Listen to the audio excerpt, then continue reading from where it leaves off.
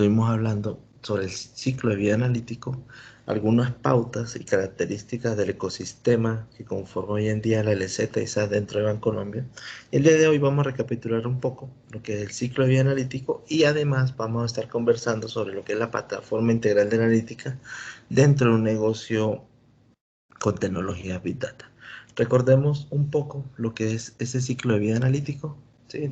Recordemos que tenemos dos ciclos en los cuales podemos desarrollar nuestros productos analíticos, que son el ciclo cerrado versus un ciclo abierto. Un ciclo cerrado es aquel que contempla la evaluación del proceso, ¿sí? Tiene procesos de monitoreo principalmente, ¿bien? Donde el proceso se vuelve un poco más robusto. Tengo procesos también automatizados y que están regulados o gobernados por ciertas características o reglas que el negocio ya impuso.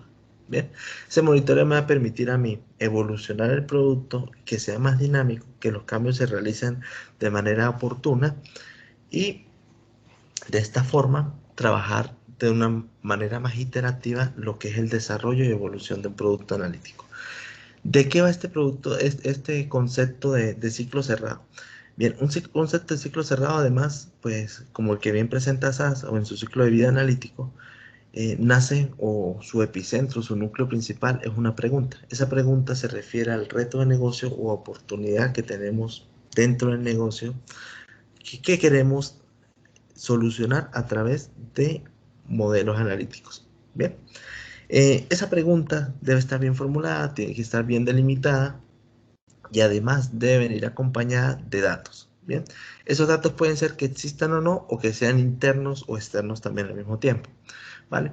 Entonces, esa sinergia entre la pregunta y los datos nos va a permitir abrir el ciclo y empezar a trabajar primero en lo que es el descubrir. ¿Qué va a ser el descubrir? El descubrir va a ser primero que todo preparar esos datos, ¿sí? Que apuntan a responder esta pregunta, entender qué ocurre con esos datos, explorarlos para poder ver posibles relaciones, posibles transformaciones, posibles fallas, ¿sí? Respecto a la variable que queremos apuntar o el fenómeno que queremos evaluar, y ir entendiendo si los datos que tenemos realmente o que eran candidatos a responder esta pregunta en estas primeras dos etapas son capaces de brindar una respuesta. Después, ya dado que tengo preparados los datos y he realizado una exploración, necesito crear un modelo analítico, bien, que puede ser de diferente nivel, bien, puede ser un nivel descriptivo, un nivel diagnóstico, un nivel predictivo o un nivel ya más prescriptivo, dependiendo el nivel analítico que se encuentre mi pregunta también. Este tipo de modelo no es un solo modelo, ¿sí? Es un conjunto de modelos en los cuales yo evalúo para entender cuál se comporta mejor. Ya acá tomo una decisión de cuál es el que se comporta mejor y cuando en cierta forma hay un criterio de satisfacción, yo paso un proceso de despliegue, donde ese despliegue viene dado por etapas, donde está la implementación de ese modelo, ¿sí? Entender dónde lo voy a colocar, cómo lo voy a implementar, cómo va a estar actuando ese modelo, ¿sí? Qué decisiones va a estar tomando o qué procesos del negocio va a estar acompañando ese tipo de modelo. Por ejemplo, a nivel de credit scoring, yo tengo modelos analíticos que me clasifican personas que pueden ser muy buenas pagando o que son malos candidatos a pagar. Entonces yo desde entrada tengo ya el modelo acompañando para que me diga cuál es la probabilidad de que me pague o que no me pague, en otras palabras, de que el cliente pudiese caer en mora o que no caiga en mora y estarlo evaluando allí.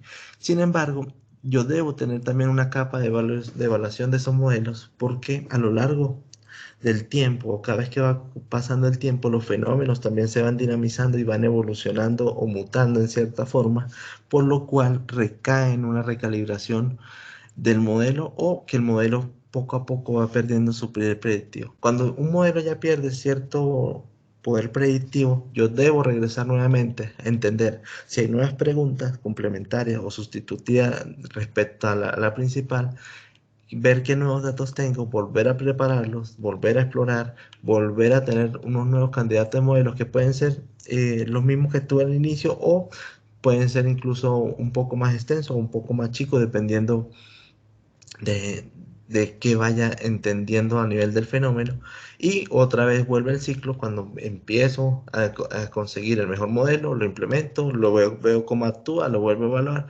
y así sucesivamente se vuelve un ciclo, digamos, relativamente infinito largo, donde yo debo monitorear, debo tener acciones, debo tomar decisiones.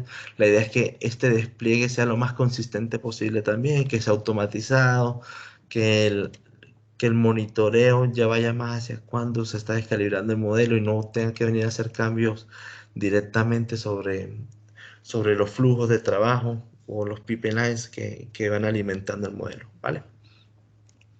Ahora bien, las decisiones a escala también, se- es- también vienen en dos focos. Esos dos focos van a ser, de un lado, un punto de vista estratégico y un punto de vista operacional.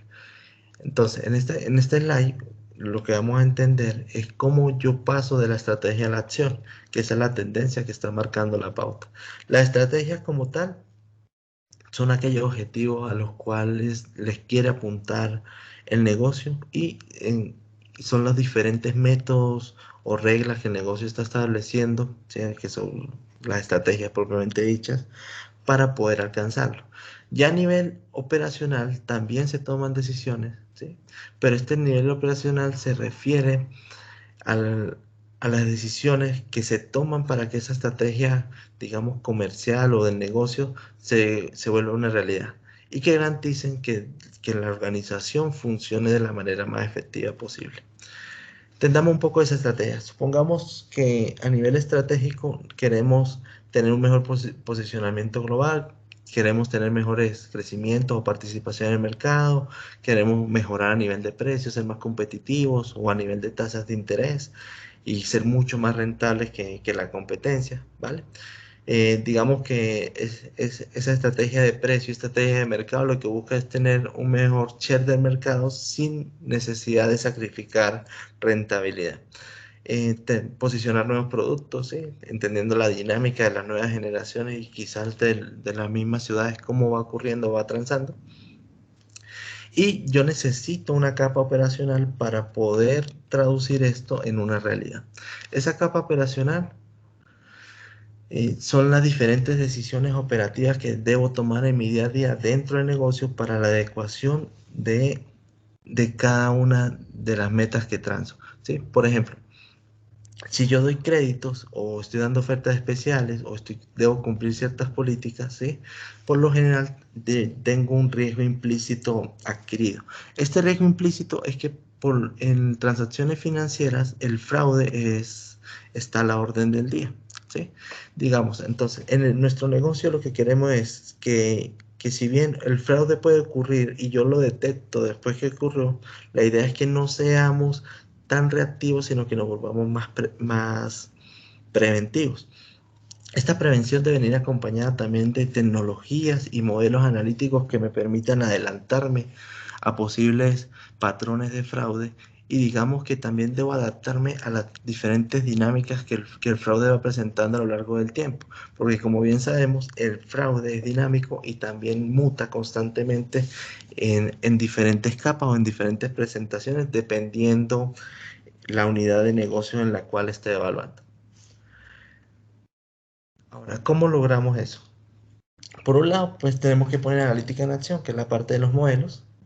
Para ello debemos tener en cuenta tres ejes estratégicos. Por una parte tenemos los datos, por otro lado tenemos lo que debo descubrir sobre esos datos, históricos principalmente dentro de mi negocio, pueden ser externos, como me señalaba hace un momento, y entender cómo debo implementarlo y cómo debo democratizarlo dentro de la organización. Entonces, tenemos tres ejes estratégicos: datos, descubrimiento e implementación. Los datos, recuerden que van a ser la base. Sin datos no voy a poder hacer nada. Entonces, no me, con los datos debo tener algunas características también que contemplar, ¿sí? Por ejemplo, no me va a importar la cantidad, no me importa la complejidad tampoco, y tampoco me importa la velocidad con la que se generen, ¿sí? Ya que hoy en día, por ejemplo, cuando hablamos de un gran volumen de datos y una gran velocidad y diversificación de esos datos, pues contamos con tecnologías Big Data para poder procesarlo y algoritmos que me permiten poder entender de mejor forma posible. ¿sí? Recuerden, no son imposibles de procesar. Todo es posible porque tenemos tecnología o medios para poder alcanzarlo.